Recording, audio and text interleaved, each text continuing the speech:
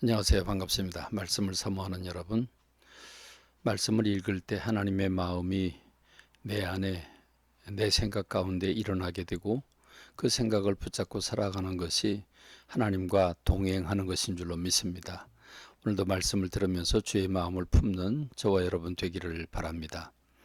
오늘 우리가 먼저 오늘의 큐티, 지난주 말씀 첫 번째 파트지요. 하나님은 어떤 분이신가? 하나님은 사람들에게 행복을 주시기를 가장 소원하시는 분이라고 말씀을 나누었습니다. 사람들은 행복을 추구합니다. 그렇습니다. 여러 곳, 여러 루트에서 행복을 추구하지요. 그러나 그 행복은 하나님께로부터 온다고 하는 것이 성경의 가르침입니다. 하나님은 사람을 지으면서 제일 먼저 아담과 하와를 만난 자리에서 그들에게 행복을 선물로 주셨습니다. 뿐만 아닙니다. 노아 홍수 후에도 하나님은 동일하게 그 행복을 약속하셨고, 바벨탑을 쌓은 후에 아브라함을 부르시고 나서도 그가 복이 될 거라고 말씀하셨고, 그 아브라함의 후손 가운데서 예수 그리스도를 보내셔서 천하 만민이 복을 얻을 것이라고 말씀해 주시기도 하셨습니다.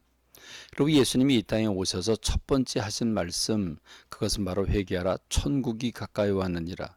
그 행복이 가득 찬 영원한 생명이 있는 그 하나님의 나라를 소개하고 계시는 겁니다.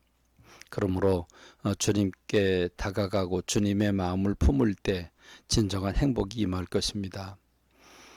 이태원에서 큰 정말 있을 수 없는 사고가 일어나서 온 국민들의 마음을 쓸어내리고 있습니다. 가슴 아픈 일입니다. 청춘들 참 소망이 가득한 청년들이 생을 달리했다고 하는 게 너무나 가슴이 아프지요. 오늘 우리가 왜 이렇게 청년들이 내몰렸는지를 생각하면서 가슴 아파하고 하나님이 주시는 진정한 행복을 찾도록 교회들이 애써야 할 것이고 믿는 사람들이 바로 이 행복을 나누어야 될 것입니다. 오늘 또 우리가 함께 묵상해 봐야 할 말씀, 그것은 성경 통독이죠. 하루에 성경을 서너 장 읽어서 1년에 성경을 일독하는 성경 통독. 오늘은 요한복음 1장입니다. 요한복음 한 장만 읽으면 되는데 사실은 요한복음 전체를 생각하는 부분이지요. 요한은 특별히 그리스 사람들에게 복음을 전합니다. 그러니까 어느 나라 사람, 어떤 사람들에게 복음을 전하느냐에 따라서 동일한 예수님이지만 그 예수님을 전하는 방법이 좀 다를 수 있지요. 우리는 요한을 보면서 배워야 할 게 참 많습니다. 태초에 말씀이 계시느라 이 말씀이 하나님과 함께 계셨는데 그 말씀은 곧 하나님이다. 왜 이렇게 요한은 말씀을 강조했을까? 그 말씀이 하나님이라고 말씀하고 있을까? 오늘 우리가 생각하는 워드라고 하는 말, 언어를 생각하는 말씀이라고 생각하지만 그렇지 않습니다. 요한이라고 하는 사람이 태초에 말씀이 계시다고 할 때 이 말씀은 원어가 로고스입니다. 로고스는 그리스 사람들이 가장 소중히 여겼던 우주 만물의 근원이고 세상을 이끌어가는 에너지가 로고스라고 생각을 했습니다. 그러므로 사도 요한은 예수님을 소개하면서 로고스가 태초에 있었는데 이 로고스가 하나님과 함께 하셨고 그 로고스가 곧 하나님이다 이렇게 말씀하고 있는 겁니다. 그러므로 그리스 사람들이 아주 마음을 쏙 뺏길 수밖에 없는 그런 주제로 그들을 다가가고 있는 겁니다. 그 로고스가 이 세상에 빛을 비춰줍니다. 예수님이 이 땅에 오셨다고 하는 사실이죠. 예수님이 한 줄기 빛으로 이 땅에 오셨고 빛은 어둠이어서 그걸 받아들이지 못하게 됩니다.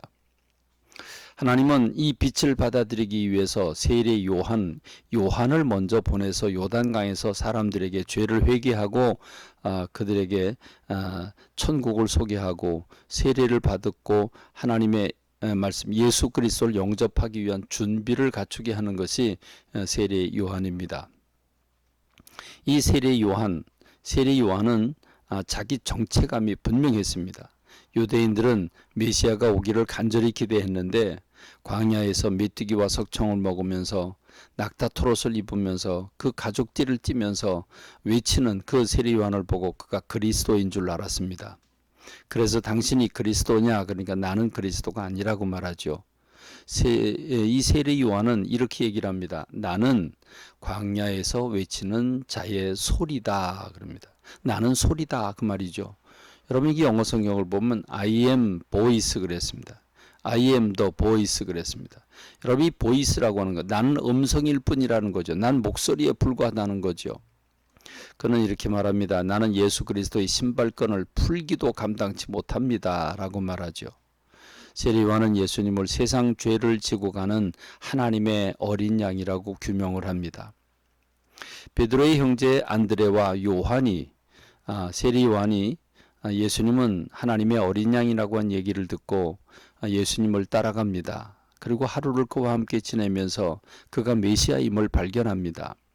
그래서 안드레는 집으로 뛰어와서 베드로에게 우리가 메시아를 만났다. 그리고 베드로는 아마도 신발도 신지 않은 채 예수님을 따라가서 반석이라고 하는 그런 닉네임을 얻게 되지요.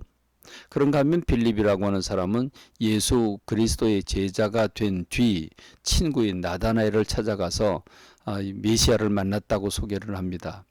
그러자 나다나엘은 이렇게 얘기를 하죠.